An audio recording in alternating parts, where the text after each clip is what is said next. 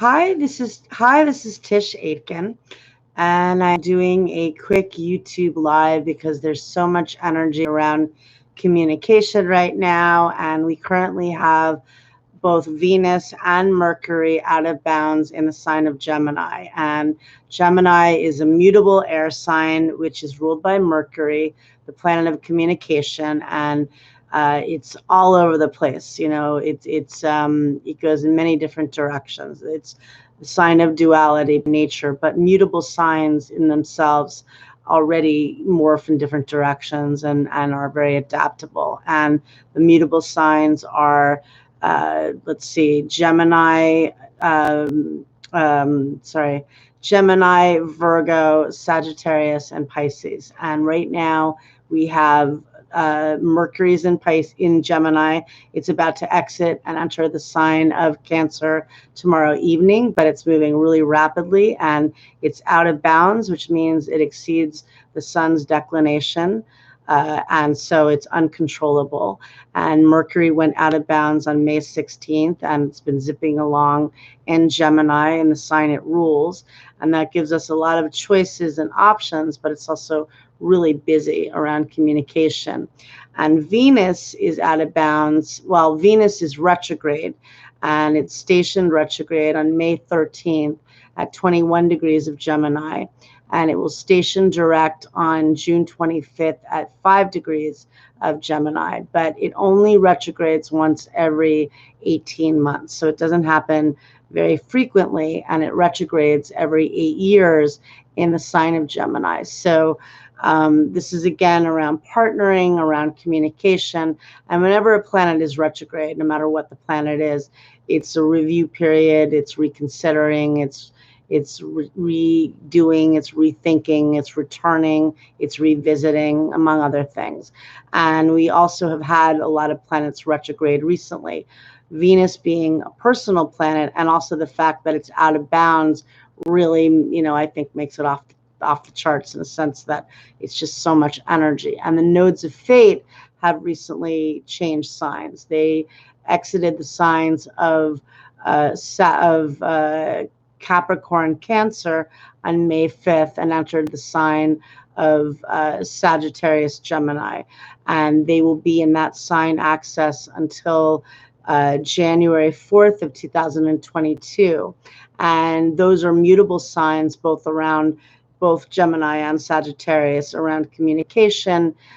Gemini is more around primary education and around verbal and written communication. Sagittarius is more about higher learning and learning empirically, learning by doing things and travel, but they're both about teaching and learning and travel. And the north node of destiny, where we're meant to go towards, is in the sign of Gemini, and the south node of karma, what we're meant to release, is in the sign of Sagittarius, but we're vacillating between both.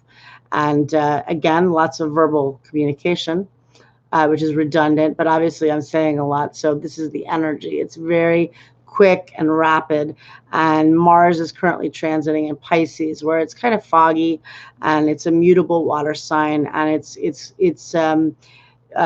tracing where Mercury was earlier in the year, because Mercury was in Pisces for a good portion of the first part of the year, and it retrograded in Pisces from February 16th until March 9th, and that was kind of really right before we went into social distancing and all of that. And with that said, Mars is about to enter Aries at the end of, well, not about, but at the end of June, it is entering Aries and will remain in the cardinal fire sign of Aries through the end of the year. And that's going to be intense because it's going to ramp up all the cardinal planets that initiated the year with that historical Capricorn story of metamorphosis and permanent change and death and rebirth on a mass level, and about taking accountability and committing to what you really want to do. And so Mars will be triggering that, but it's also going to be retrograde from September 9th until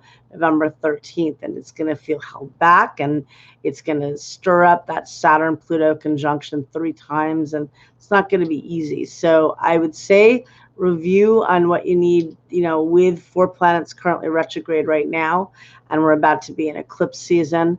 We have 4 points in Gemini, which are giving us a lot of ideas, going in a lot of different directions. It can be a bit scattered. It certainly is very scattered, but it also can be very brilliant energy. Mercury will be exiting Gemini tomorrow evening, so that will be 3 points Gemini, but still Venus out of bounds. Mercury will still be out of bounds until July 9th. So again, the energy is very strong around all forms of networking and communicating.